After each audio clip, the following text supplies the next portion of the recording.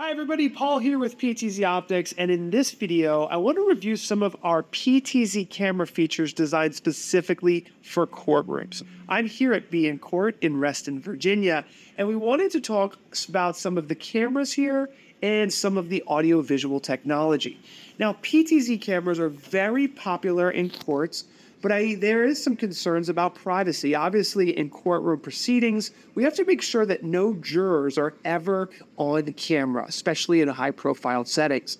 So if you don't know, PTZ cameras can have the pan and tilt limits set so that the camera can never pan over to the jury, and that is done in the PTZOptics software. In fact, we have the ability to create a profile that 100% locks the PTZ camera into just a fixed setting, so it can zoom in to a witness area, a presentation space, the judge, or one of the different areas that we're showing here, but it will never have the ability to accidentally capture a juror. So we're going to show some information in a blog post below that explains exactly how to lock the pan and tilt limits so that you can prevent ever capturing video of a juror.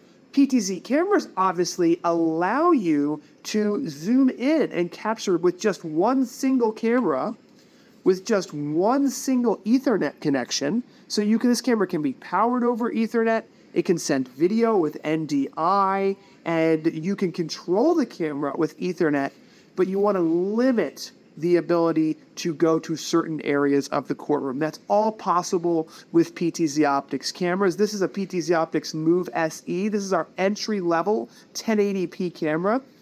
This camera is remotely controllable from anywhere in the world using PTZOptics Hive. So you can set up a PTZ camera and connect it directly to your Hive studio and remotely manage all of your courtrooms using PTZOptics Hive software. So in this courtroom here, a lot of courtrooms will use static cameras. So if we look at this camera behind us here, this is a PTZOptics Studio Pro.